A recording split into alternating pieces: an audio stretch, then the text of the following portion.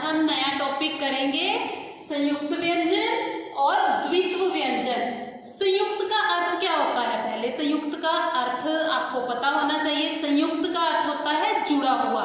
जब दो व्यंजन आपस में जुड़ जाते हैं तो उसे संयुक्त व्यंजन कहते हैं। कई बार तो दो व्यंजनों के जुड़ने से एक नया व्यंजन भी बन जाता है। जैसे हमारी वर्णमाला में 4 संयुक्त व्यंजन दिए हुए हैं, क्ष, त्र, ज्ञ और श्र। ये 4 संयुक्त व्यंजन हैं जो ये दो अलग अलग व्यंजनों के जुड़ने से एक नया व्यंजन बनता है, इसे संयुक्त व्यंजन कहते हैं। लेकिन कई बार दो व्यंजनों के जुड़ने से, दो अलग अलग व्यंजनों के जुड़ने से नया व्यंजन नहीं बनता, तो उसी को उसी रूप में हम ऐसे ही लिख लेते हैं, एक आधा वर्ण और एक पूरा। तो इस तरह एक आधा अक्षर लिखा जाता है, एक आधा व्यंजन लिखते हैं, हम एक पूरा व्यंजन डाल देते हैं। तो शुरू करते हैं। सबसे पहले हम करेंगे जो हमारी वर्णमाला में 4 संयुक्त व्यंजन दिए गए हैं उनके बारे में। तो संयुक्त व्यंजन जैसे मैंने आपको बताया, जब दो अलग अलग व्यंजन ध्वनियां जुड़ती हैं। दो व्यंजन तो होते हैं लेकिन इनमें से एक स्वर रहित होता है और दूसरा स्वर सहित होता है। अब स्वर रहित क्या है और स्वर सहित क्या है?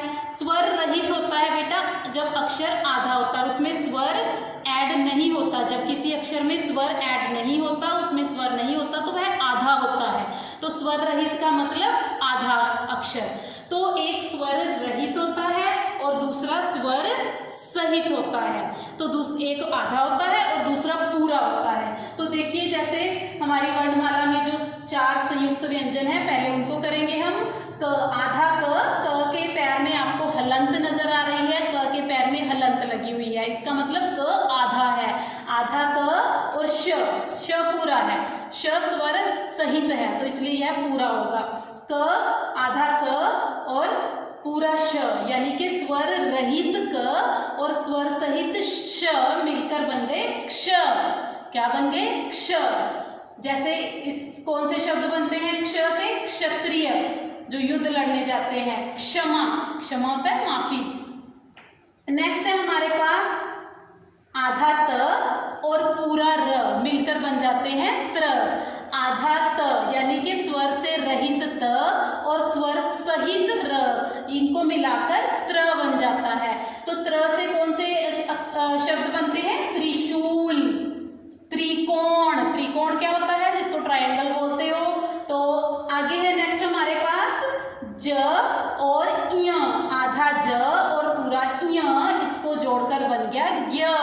तो आधा ज यानी कि स्वर रहित ज और स्वर सहित य, इसको जोड़ के ज्ञ बन गया। ज्ञ से कौन से शब्द बनते हैं? ज्ञान, ज्ञानी, ज्ञात और भी बहुत सारे शब्द बना सकते हैं। इसके बाद है श और र। आधा श यानी स्वर से रहित श और स्वर सहित र यानी पूरा र। ये दोनों अलग अलग व्यंजन हैं। जब ये दोनों जुड़ेंगे तो एक नया व्यंजन श्र बन गया। तो श्र से श्रम, श्रम होता है मेहनत, और श्रीमान, रिस्पेक्ट से जब किसी को बुलाते हैं हम, किसी पुरुष को, तो श्रीमान लगा के उसके साथ तो हम बुलाते हैं श्रीमान।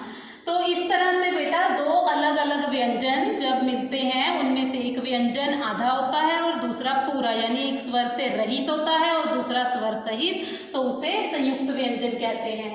कई बार हमारे पास एक आधा और एक पूरा व्यंजन जब हम जोड़ते हैं, अलग अलग व्यंजनों को जोड़ते हैं, तो नया व्यंजन नहीं बनता। उसे हम उसी रूप में एक स्वर सहित और एक स्वर रहित ऐसे ही लिख देते हैं। जैसे देखिए आधा स यानी स्वर रहित स और स्वर सहित त यानी कि पूरा त, तो बन गया स्त।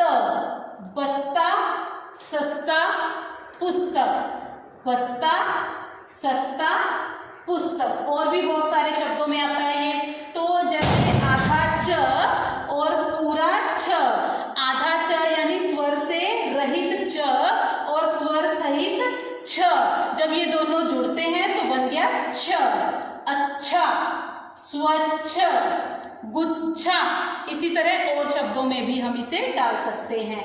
आगे है आधा क यानी स्वर से रहित क और स्वर सहित त। जब स्वर से रहित यानी आधा क और पूरा त, जो दोनों आपस में जुड़ते हैं तो बन गया त। रक्त, भक्त, व्यक्त। तो इस तरह आपने देखा संयुक्त व्यंजन हम दो तरह से कर सकते हैं। एक तो हमारी वर्णमाला में दिए गए हैं जिनसे नया एक व्यंजन बन जाता है, और दूसरा कई बार इनसे नया व्यंजन नहीं भी बनता। तो दोनों तरह से हम कर चुके हैं। तो अब हम करेंगे द्वित्व व्यंजन। इसमें डिफरेंस क्या है? संयुक्त व्यंजन में हमने किया कि दो अलग अलग व्यंजन जुड़ते हैं, लेकिन द्वित्व व्यंजन में दो समान व्यंजन, एक जैसे व्यंजन आपस में जुड़ते हैं। दो व्यंजन ध्वनियां आपस में जुड़ती हैं। इनमें से एक स्वर रहित होती है और दूसरी स्वर सहित, यानी कि एक आधा होता है अक्षर और दूसरा पूरा। जैसे देखिए आधा त और पूरा त।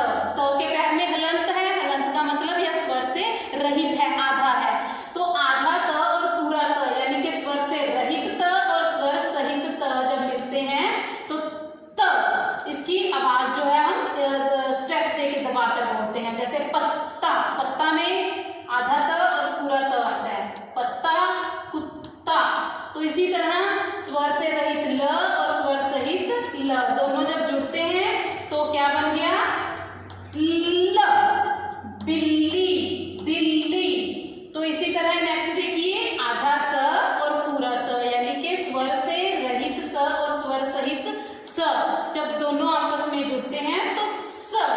रस्सी, लस्सी।